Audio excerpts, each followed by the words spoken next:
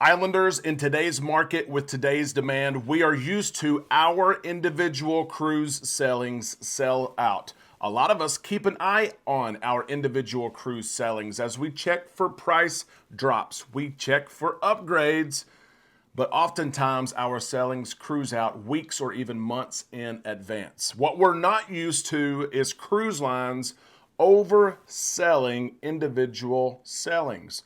We're starting to see that take place more and more. On the show today, we share just that with you.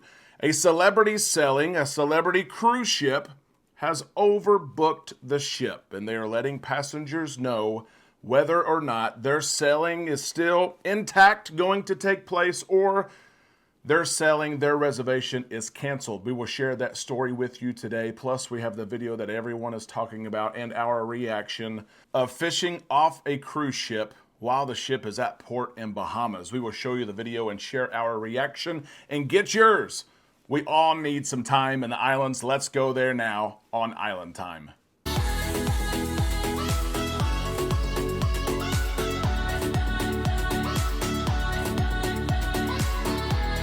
A big happy Wednesday to all you Islanders. We hope you're having a great day. We are halfway through the week. We are on Island Time. I am Derek. It's time we drop our anchors and take some time to relax in the islands together. We're about to share the latest in cruising and cruise news, from an oversold cruise ship to fishing off of a cruise ship. We've got it all for you on the show today. First, we invite you, if you love cruising, you love cruise news, and you want to stay up to date with the latest in the happenings of cruising, be sure that you subscribe to this channel. You ring the bell to receive notifications when we upload content. Let's get started on the show today with this. The Carnival Venezia is officially in dry dock. The Venezia, of course, going through that transformation from being a Costa ship to a Carnival ship. She is sailing very soon, May the 29th, from Barcelona to New York City. We will be on that sailing and share everything with you. We're excited for that. In the dry dock, of course, she's going to see a transformation and start to look like and be a Carnival ship. We will keep you up to date as this dry dock takes place and as we near that transatlantic inaugural sailing on the Carnival Venezia. Let's talk about oversold cruise ships, oversold itineraries. That is the news story today. Before we get to fishing from a cruise ship, we've seen this happen, it seems like 3 or 4 times over the last several months. We certainly are used to cruising with full cruise ships. We're used to those lines at the buffet, the lines to get into our favorite entertainment venue. They're long, like they used to be in 2019 and previous to that. What we're not used to are these oversold itineraries, oversold cruise ships. This time, it's the celebrity Millennium. A particular sailing, October the 24th of this year, is oversold. Not only are they sold out, they've booked too many cabins. Celebrities shared this with passengers on that sailing. We are sincerely regretful to inform you that due to a rare and unexpected inventory error, that's what it always is, right? A rare and unexpected error. It's always that. Your celebrity Millennium 12-night specialty Japan sailing departing October 24th, 2023 has been oversold. This is not a situation we encounter often, and we are truly disheartened to report.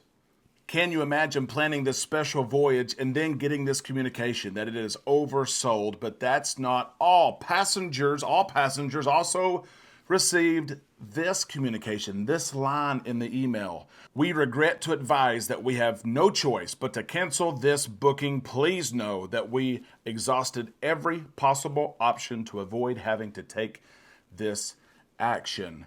Now, the complete sailing has not been canceled. The cruise is still going to take place. But some cancellations to some cabins and reservations have indeed taken place. Can you imagine getting this email and feeling like your reservation has been canceled? For the majority of passengers, that's not what took place. But for some passengers, it's exactly what took place. What we don't know and what people are asking is, how did the process take place to decide which bookings were kept and which bookings were canceled? What logic was used to decide on this? Was it based off of cabin type? Maybe there were too many bookings for a particular cabin type, so some of those reservations were canceled. Was it done based on initial reservation date, when you actually booked the cruise? The earlier you booked, the safer you were. I don't know. Was it if the booking was already paid in full, because this booking is not taking place for several months? So if you've paid in full, you're okay. If you haven't, you might be in jeopardy. Is it based off your loyalty status, which would make sense to me if I were high up on the loyalty scale with celebrity and my booking was canceled? I would be upset. Or were there other considerations involved? I don't know. Celebrity did not share that, but let me pose the question to you. I just gave several options. You can choose one of those or come up with your own. How should those cabins who need to be canceled be identified? Let us know in the comment section below on your thoughts, and hopefully a lot of us will be sailing on sold out cruise ships soon, but not oversold cruise ships.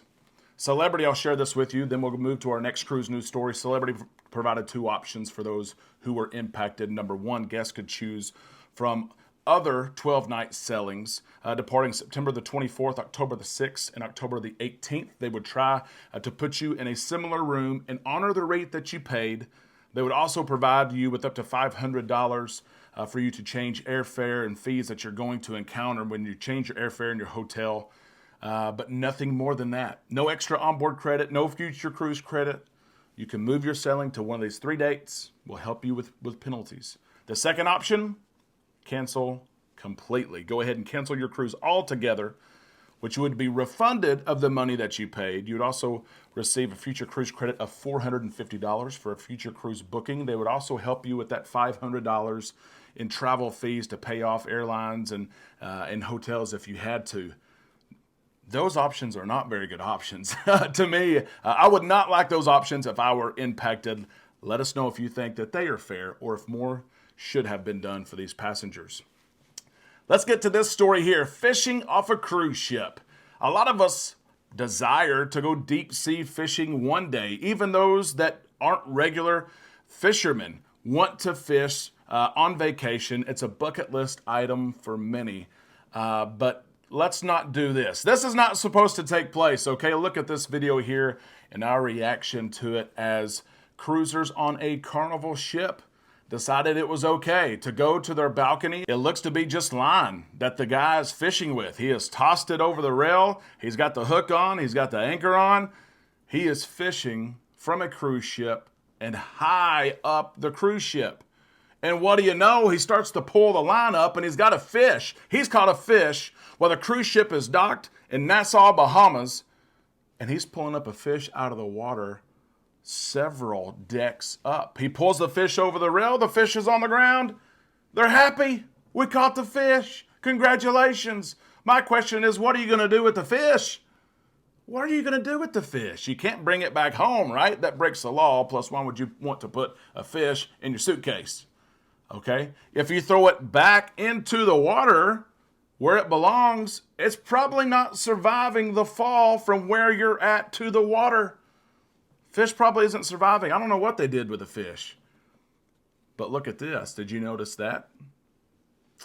A blue card. You blue cards.